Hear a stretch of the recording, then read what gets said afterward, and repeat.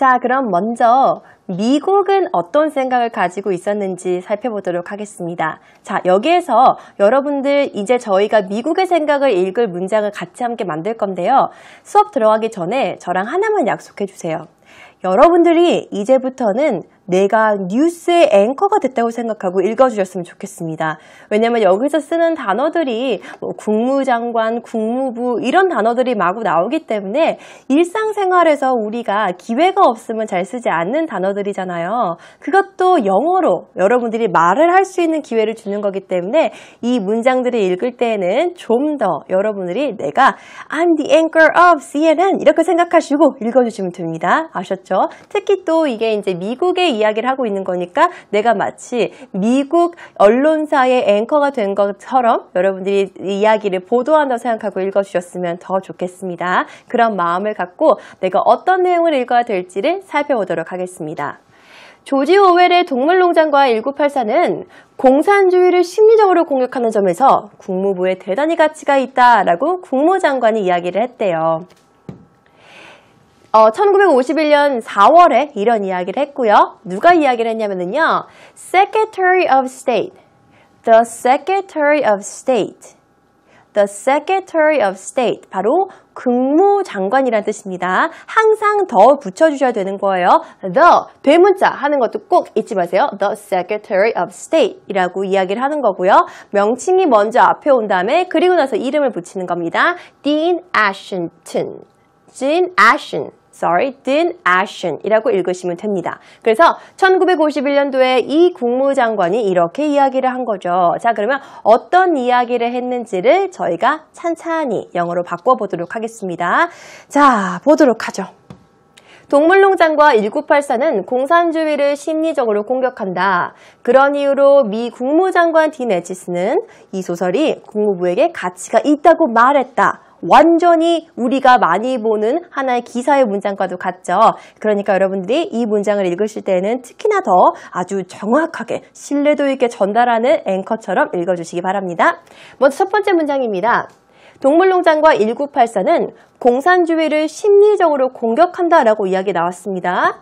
동물농장과 1984는 공격한다. 우리 공격한다는 영어로 attack. 아시죠? attack 되는 거예요. 예전에 한번 우리가 단어로 정리해 봤었습니다.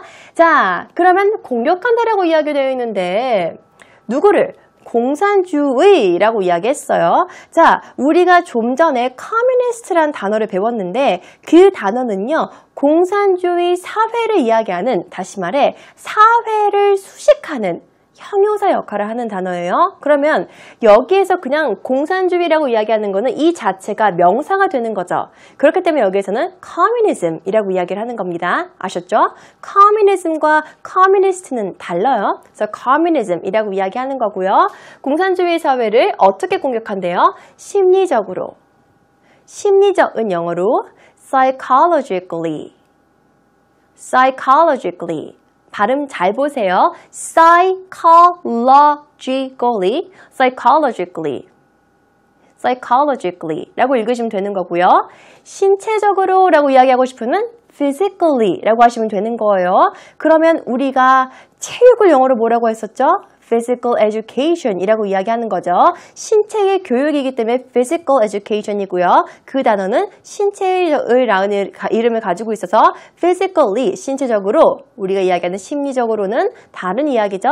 psychologically 라고 이야기하는 겁니다. 많이 헷갈려하는 단어를 지금 이야기해 주는 거예요. physically는 신체적으로, psychologically는 심리적으로 라는 이야기를 하고 있는 겁니다. 그래서 정신이 이상한 사람은 우리가 정신이 이상한 거니까 psycho라고 이야기하는 거고요. 그 앞에 붙은 이 스펠링 자체가 정신과 관련되는 말을 다 하고 있는 거예요. 자, 먼저 보겠습니다. 자, 우선 먼저 같이 문장 읽어보도록 해요.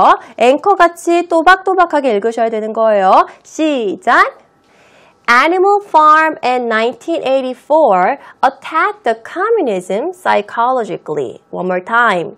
Animal Farm in 1984 attacked the communism psychologically 라고 우리가 정리했습니다. 자, 그러면은 이렇게 심리적으로 공격을, 공산주의를 한다고 이야기를 했으니 국무부가 여기에 대해서 굉장히 칭찬을 하죠. 국무장관은 이 소설이 국무부에 굉장히 가치가 있다라고 평가한다고 합니다. 미국 국무장관 딘 애치스는 그러니까 the State Secretary of State 딘 애치슨이라고 이야기하는 거죠. 말했다, said가 나오는 거겠죠. 그리고 그런 이유로 가치가 있다고 이야기하는 거니까 value라는 단어가 들어가는 거겠죠. 그리고 소설이 this novel, 이 소설이 이렇게 이야기하는 거고요. 어디에? 국무부에 라고 이야기했습니다. 국무부는요, 우리가 영어로 어떻게 이야기하냐면요, the State Department, the State Department, the State Department 이라고 이야기를 합니다. 자, 국무부에 대해 가치가 있다고 이야기를 했어요. 그럼 먼저 문장 한번 보도록 하겠습니다. 같이 천천히 읽어볼게요. 시작! For that reason, the Secretary of State Dean Acheson said those are valuable to the State Department. One more time. For that reason, the Secretary of State Dean Acheson said those are valuable to the State Department. 이라고 나와 있습니다. 자, 그럼 지금부터 저희가 어떤 내용을 담고 있는지 한번 볼게요. For that reason, 그 이유 때문에 라고 나와 있습니다. The Secretary of State Dean Ashton said, 자, Secretary of State Dean Ashton은 말을 했다고 합니다. 여기서 지칭하는 those는 바로 전 문장에서 나왔던 1984와 동물농장을 이야기하는 거죠. 그것들은 valuable, 가치가 있다라고 나와 있습니다. 누구에게 가치가 있었는데요? 그 대상이 나오는 거죠. To the State Department 이라고 나와 있습니다. 국무부의 가치가 있다라고 나와 있습니다. 자, 쉬운 내용 아니었어요. 그런데 여러분들이 차근차근 함께 영작도 해주시고 따라와 주셔서 잘 완성할 수 있던 내용이었습니다. 자, 그럼 이번 시간에는요, 여러분들이 이렇게 우리가 공들여서 완성한 문장들을 하나씩 함께 큰 소리로 읽어보는 시간 갖도록 하겠습니다. 앵커가 됐다라는 생각을 가지고서 팩트를 전달하는 것이기 때문에 여러분들이 좀 더 정확하게 또 신뢰도 있게 읽어주셨으면 좋겠어요. 먼저 우리가 함께 큰 소리로 읽고 나서 그리고 나서 여러분들 스스로 읽는 시간 드리도록 하겠습니다. 같이 문장 봐요. 큰 소리로 차근차근 먼저 읽어봐요. 시작! Animal Farm in 1984 attacked the communism psychologically. For that reason, the Secretary of State Dean Ashton said those are valuable to the State Department. 여러분들 스스로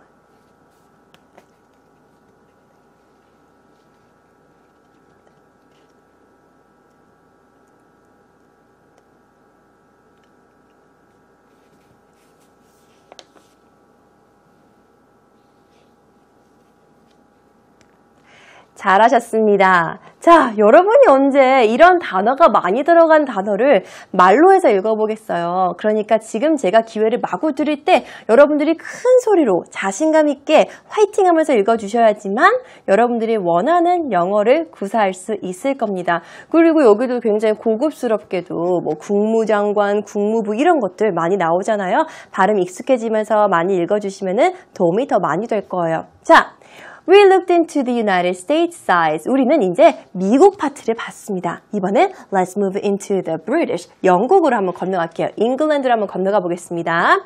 영국에서는요, 이 사람을 종종 공산주의 모임에 참석한다는 제보가 있으니 잘 예의주시해서 감시해서 봅시다 라고 이야기를 했다고 해요. 우리는 조지 오웰이 종종 공산주의 모임에 참여한다는 제보를 받았다라고 영국에서는 이야기했습니다. 그리고 나서 이 사람을 감시하기 시작하는 거죠. 이 내용 저희 같이 영어로 만들어 보겠습니다. 문장이 조금 기니까 먼저 문장의 핵심 내용 만들고 나서 그리고 어려운 표현과 플러스 긴 내용을 확장시켜 나가 보도록 하겠습니다. 우리는 제보를 받았다라는 게 첫 번째입니다. 우리는 제보를 받았다. 제보받다라는 표현도 우리가 알고 있는 게 중요하겠죠. 우리는 제보를 받았다. 제보받다라는 표현은요, 꼭 외워두세요. 어떻게 이야기하냐면요, get a tip of. get a tip of. get a tip of. 그렇게 이야기해 주시면 됩니다. 팁. 우리 나한테 팁 줘 이렇게 이야기하잖아요. 나한테 제보해줘 혹은 나한테 좀 알려줘 이야기할 때 정보를 우리가 팁이라고 하죠. tip of를 제보를 get 받았다 라고 이야기를 하는 거예요. 그래서 get a tip of, get a tip of 그렇게 연음으로 발음해 주시면 됩니다. get a tip of, tip of의 연음으로 tip of, tip of 그래서 연음으로 함께 발음해 주시면 좀 더 부드럽고 자연스럽게 발음하실 수 있습니다. 그러면 우리는 제보를 받은 거니까 we got a tip off, we got a tip off 라고 우리 이야기를 하는 거죠. 자, 어떤 제보를 받았냐고 하면은요. 종종 공산주의 모임에 참여한다는 제보를 받았다고 합니다. 우리는 we got a tip off. 조지 오웰이 that 조지 오웰이 참여한다. 참여하는 거니까 participate가 되는 거겠네요. 공산주의 모임에 참여를 한대요. 언제? 종종 참여한다고 합니다. 우리 종종 먼저 영어로 어떻게 이야기하죠? occasionally, occasionally, occasionally 라고 이야기합니다. 우리는 종종 받았어요. 어떤 사실을 받았냐면은 조지 오웰이 공산주의 모임에 참여한다는 제보를. 같이 문장 보도록 하겠습니다. 큰 소리로 따라 읽어보세요. 시작! We got a tip-off saying George Orwell was attending communism gathering occasionally. One more time. We got a tip-off saying George Orwell was attending communist gathering occasionally. 라고 나와 있습니다. 자, get a tip-off, 제보를 받는 거죠. got a tip-off라고 우리 자막까지 이야기를 했고요. 팁을 받았는데 그 팁은 어떤 팁이었냐면요. saying George Orwell이 communism gathering, 그 공산주의 모임. 근데 여기에서 the communist라고 이야기하지 않은 게 이 communism 자체가 gathering, 모임을 꾸며주고 있는 거기 때문에 여기서 우리는요, communism 자체에 더라는 관사를 붙이지 않았고요. 또한 occasionally 바로 종종, 때때로라는 의미를 가지고 있는 단어죠. 그래서 was attending, 참여하고 있었다라는 그 사실에 대해서 팁을 받은 겁니다. 그리고 그 사실은 어떤 사실이었냐면요. 이 조지 오웰이 공산주의 모임에 참여하고 있다라는 사실에 대해서 팁을 받았다라고 얘기하고 있습니다. 자, 중요한 점은요. get a tip off라는 표현은요. 여러분들이 자주 볼 수 없는 표현이니까요. 이 표현 생소할 수 있는 표현이니 꼭 한번 여러분들이 숙지해 주시기 바랍니다. 자, 어려운 문장이었으니만큼 우리 한 번만 더 같이 반복해서 읽어보는 시간 갖도록 하겠습니다. 같이 먼저 읽어봐요. 시작! We got a tip of saying George Orwell was attending communism gathering occasionally. 여러분들 스스로.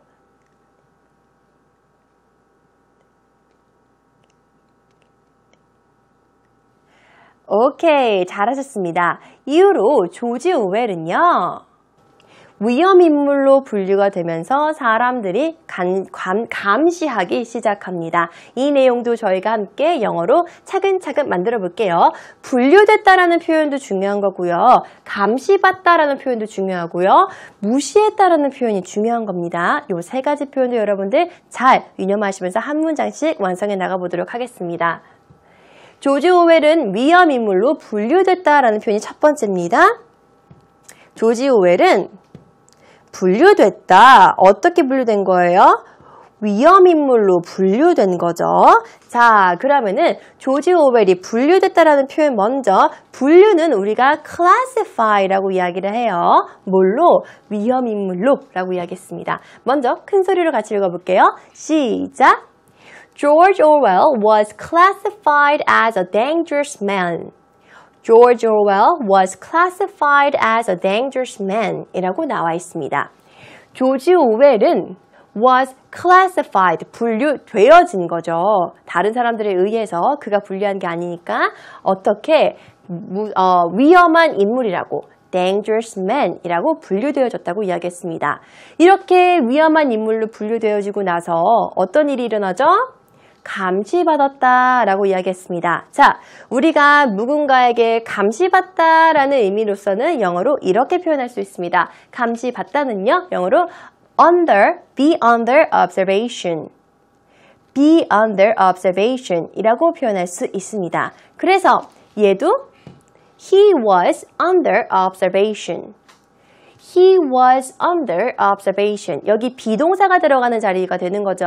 감시를 받는 거잖아요. 그러니까 그리고 여기는 지금 과거형이니까 be 대신에 was라는 동사를 사용한 겁니다. He was under observation. 그는 감시받았다 라고 표현했습니다. 그 다음 문장. 그리고 그는 이야기했어요. 사람들은 진실을 무시했다고. 하지만 사람들은 진실을 무시했다라고 이야기했습니다. 하지만 사람들은 무시했다. 무시하다는 영어로 ignore. ignore. ignore. 지금 G 발음 거의 안 하고 있죠? ignore 하는 게 아니라 ignore. 거의 우리가 이그의 이에다가 기역 받침을 붙인다고 생각을 하시고요. 그 기역 받침을 조금 소리를 덜 낸다고 생각을 하세요. 그래서 ignore. ignore. ignore 이라고 발음하시면 정확하게 발음하실 수 있습니다. 사람들을 무시하는 거죠. 진실을 무시했습니다. The people ignore the truth. But people ignore the truth 라고 나와 있습니다. 세 문장 함께 완성했습니다. 차근차근 같이 살펴보도록 하겠습니다. 큰 소리로 따라 읽어주세요. 시작! George Orwell was classified as a dangerous man. He was under observation. But people ignore the truth. 여러분들 스스로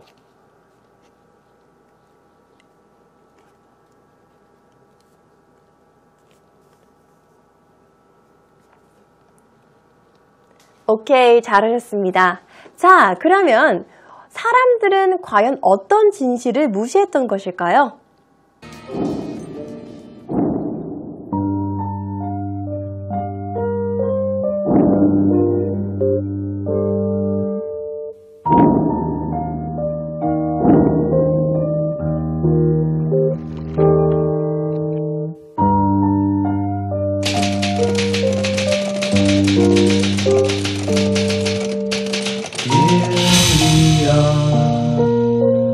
Stuck by this river, you and I, underneath the sky that's ever falling down, down, down. 그는요, 굉장히 별로 이렇게 부족함이 없는 삶을 살고 있었어요. 특히나 경찰 간부로서 일을 했다라는 사실은요. 사실 남들이 그렇게 부족한 생활을 한다라고 이야기하는 그런 정도의 수준도 아니었던 거죠. 근데 그는 하나의 경험 때문에 이렇게 가난한 사람들을 더 탐구하고 싶었던 거고요. 이제 이 세계를 더 철저하게 탐구하고 싶었다라고 이야기를 하고 있습니다. 이 내용을 저희가 먼저 영어로 바꿔보도록 하겠습니다. 언젠간 이 세계를 더 철저히 탐구하고 싶다. 지금은 가난에 언저리밖에 보지 못한 것 같다라고 이야기했습니다. 문장 먼저 같이 한번 큰 소리로 읽어볼게요. 시작! Later, I want to explore more about the world thoroughly. Now, I have seen only the periphery of poverty. 한 번 더. Later, I want to explore more about the world thoroughly. Now, I have seen only the periphery of poverty. 라고 이야기가 나와 있습니다. 자, 이후에 나는 explore, 탐구하다라는 단어를 가지고 있죠. explore, 탐구하다라는 의미를 가지고 있습니다. more about the world, 세계에 의해서 더 탐구하고 싶다고 이야기하는 거예요. 철저하게 라는 의미를 가진 thoroughly. thoroughly. 그렇죠? 철저하게 탐구하고 싶다고 이야기했습니다. 그러면서 now I have only seen only 나는 이제 단순하게 이것밖에 보지 못했다라고 이야기하고 있어요. The periphery. periphery. periphery. 바로 언저리 혹은 주변을 의미하는 거죠. 주변을 봤는데 어떤 주변을 이야기하는 거냐면요. 바로 poverty. 가난의 주변밖에 내가 탐구하지 못했다라고 나와 있습니다. 여러분들 한번 스스로 읽는 기회 다시 한번 드릴게요. 어떤 발음에 유의하시면 좋겠냐면요. thoroughly. 이거 발음하실 때 주의하세요. 또 roughly 아닙니다. thoroughly. thoroughly. 이 발음에 주의하시고요. 그리고 periphery. periphery. 바로 주변부, 주변을 의미하는 거고요. poverty가 아니라 poverty. poverty로 여러분들이 주의하셔서 읽어주시면 좋겠습니다. 한 번 더 읽을 기회를 드리면서 큰 소리로 같이 읽어보도록 하겠습니다. 시작! Later, I want to explore more about the world thoroughly. Now I have seen only the periphery of poverty. 여러분들 스스로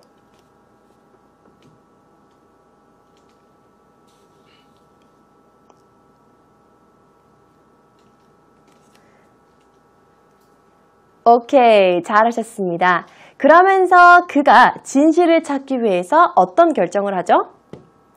경찰 간부를 그만두고 스스로 밑바닥 생활을 선택합니다. 그는 경찰을 그만뒀다. 밑바닥 생활을 경험하고 싶었고 이런 결정적인 이유가 있었다라고 이야기하고 있습니다. 자, 그러면 경찰을 그만뒀다라는 부분 먼저 우리가 한번 영작해 보도록 하겠습니다. 그는 경찰을 그만둔 거예요. 우리가 무언가를 그만둘 때 자주 사용하는 표현이 있습니다. 바로 quit 이라는 표현. I quit 이런 표현 많이 하잖아요. 아, 나 이제 그만할래 이렇게 이야기하고 I'm done. I can't take it anymore. 이런 표현들도 함께 많이 쓰는 거죠. 자, 그래서 우리 quit 이라고 이야기를 하는 겁니다. 그리고 경찰을 그만뒀다라고 이야기하고 있죠. He quit being a policeman. He quit 뭐가 하는 것? 경찰직 하는 것을 그만둔 거죠. Being a policeman 이라고 이야기하고 있습니다. 자, 요 정도는 우리 이제 잘할 수 있는 문장들인 거죠. 이제 난 코스가 하나씩 도래하기 시작합니다. 두 번째 문장입니다. 그는 밑바닥 생활을 경험하고 싶었대요. 그는 경험하고 싶었다. 밑바닥 생활. 자, 이 밑바닥 생활이라는 표현 여러분들 혹시 기억나세요? 한 권의 책으로 꿈을 갖고 그리고 그 꿈으로 어떠한 대학에 들어갔고 그 꿈을 준 책이 한 대학교의 불호셔였다는 거. 예전에 우리 며칠 전에 한번 같이 살펴봤을 거예요. 공부하면서. 그때 그 친구가 캐나다에 살았는데 캐나다에 어디에 살았다고 이야기했죠? 바로 빈민가에 살았다고 이야기했습니다. 그 빈민가는 우리가 영어로 slum이라고 이야기했어요. slum은 빈민가, 바로 밑바닥 생활이라는 단어에도 우리가 표현을 할 수 있습니다. 밑바닥 생활은 영어로 그래서 이렇게 표현합니다. 어떻게 표현하냐면요. Life in the slums. A life in the slums. A life in the slums 라고 이야기합니다. A life, 생활, 어디에서의 생활? 밑바닥에서의, slum에서의 생활. Life in the slums 라고 이야기를 할 수 있는 겁니다. 자, 그러니까 여러분들이 하루하루 차근차근 학습하는 게 중요해요. 언제 어디서 배웠던 내용들이 갑자기 툭툭 튀어나올 줄 모르니까 계속 꾸준히 반복하고 복습해 주세요. 그래서 그는 he wanted to experience, 경험하고 싶었대요. 인생을 경험하고 싶었는데 밑바닥 인생을 경험하고 싶었다고 이야기하고 있습니다. 그러면서 그가 하고 싶었던 이유는요, 있었다라고 이야기를 합니다. 그는 이유가 있었다. 이런 결정에 라는 의미를 가지고 있고요. 같이 한번 살펴보도록 하겠습니다. 문장이 어떻게 나올 수 있는지. 짠! He had a reason for these decisions. 이러한 결정들에 He had a reason for these decisions 라고 이야기했습니다. 세 문장 같이 만들었습니다. 복습하는 의미에서 큰 소리로 함께 읽어보도록 하겠습니다. 여러분들 큰 소리로 읽어주세요. 시작! He quit being a policeman. He wanted to experience a life in the slums. He had a reason for these decisions. One more time. He quit being a policeman. He wanted to experience a life in the slums. He had a reason for these decisions. 여러분들 스스로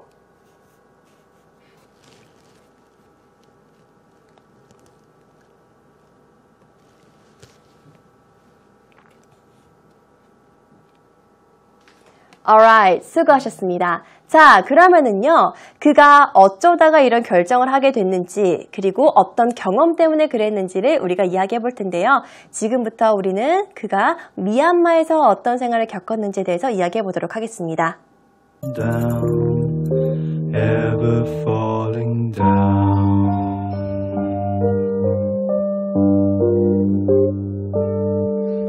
Through the day, as if on an ocean, waiting here always failing to remember why we came.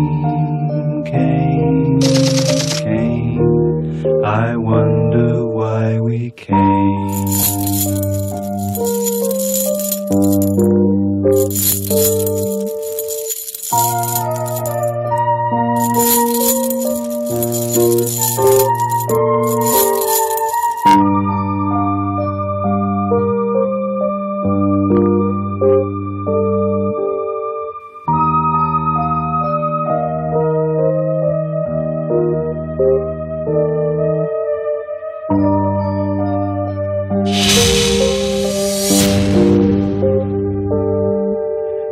Talk to me as if from a distance, and I reply.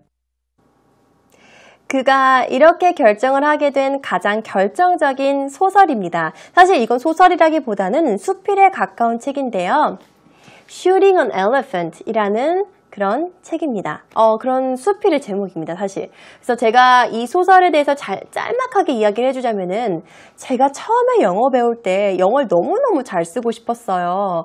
근데 영어를 잘 쓰던지 어떠한 나라의 언어를 잘 쓰려면은 저 그런 이야기 많이 들었거든요. 신문의 사설을 내 것 같이 막 베끼고 외워서 써라. 그러면은 정말로 간결하고 그리고 논리적인 글의 구조를 배울 수 있을 뿐만 아니라 필체까지 잘 배울 수 있다라고 생각을 했고 그런 이야기를 많이 들었기 때문에 제가 굉장히 필사를 많이 했어요. 근데 영어도 너무 잘하고 싶은 거예요. 근데 처음부터 사설을 베껴서 쓰자니 좀 너무 힘든 것 같기도 하고 라고 막 이제 찾던 찰나에 제가 바로 이 소설책, 이 Shooting an Elephant라는 거를 다 처음부터 끝까지 다 베껴서 썼었거든요. 그렇게 하시면요, 여러분이 어떠한 경지에 오르시게 되냐면요, 내가 문장을 자꾸 이렇게 끊고 해석하는 것보다 영어의 문장 구조 이해를 훨씬 더 잘하실 수가 있어요. 내가 그냥 단순히 뭐 단어 2개씩 베끼는 거를 처음에 시작하겠죠. 하다 보면은 묶어요, 단어를. 스스로 묶으면서 요렇게까지 하고 베껴 쓰고 여기까지 베껴 쓰고 그렇게 하다 보면은 문장 구조에 대한 이해가 높아지면서 이 조지 오웰이 가지고 있는 간결한 필체를 여러분들이 베껴서 쓸 수가 있습니다. 그렇게 자꾸 베껴서 쓰다 보면은 모방하게 되면은 그게 내 거가 되는 순간이 되는 거고요. 그렇게 해서 여러분들의 작문 실력, 독해 실력, 그리고 말하기 실력까지 향상될 수 있거든요. 그래서 저는 굉장히 추천합니다, 이 책을. 근데 이 책 내용이 좀 어려워요. 이 사람이 영국 사람이잖아요. 영국 경찰로서 예전 식민지 영이었던 버마라고 이야기하죠. 요새는 버마라고 이야기하면 안 됩니다. 미얀마라고 이야기를 해야 되는 거예요. 이제 독립된 국가이기 때문에. 버마에서 한 코끼리를 쏘아서 죽이는 그런 이야기를 하고 있는데 내용은 여러분들이 한번 읽어보세요. 그리고 지금부터 그가 어떤 생각을 갖고 이 소설을 썼는지 이야기해 보도록 하겠습니다.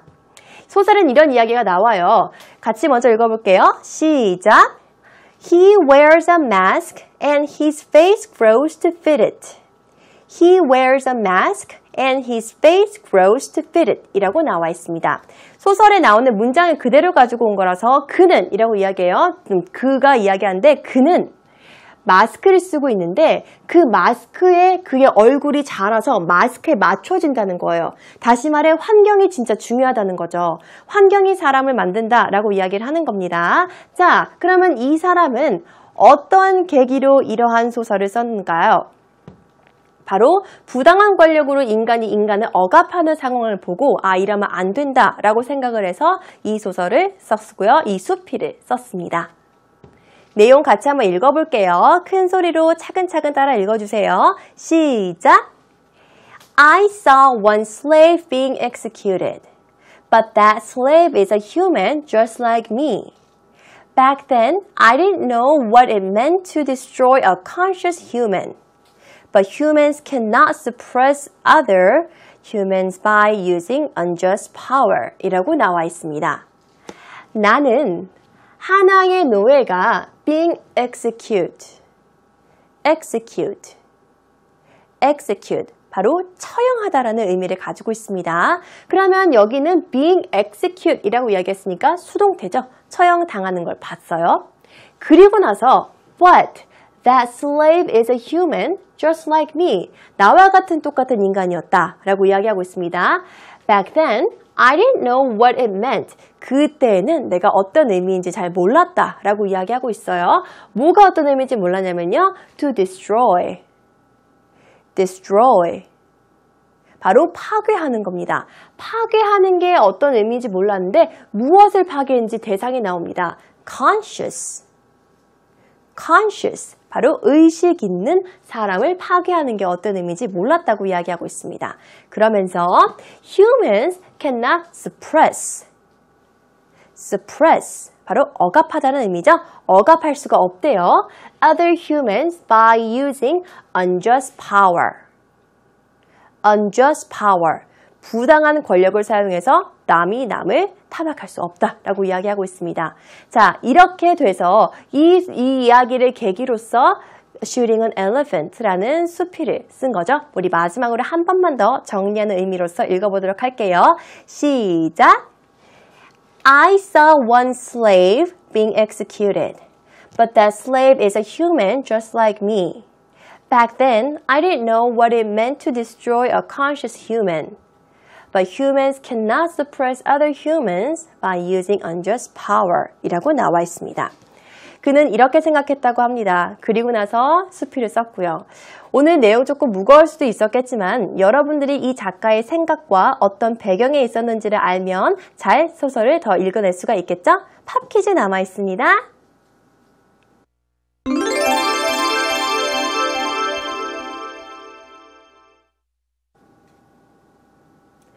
오늘의 팝 퀴즈는요. 조지 오웰 소설에 관한 문제입니다. 문제는 바로 짜잔! Which of the following novels has a character named Big Brother?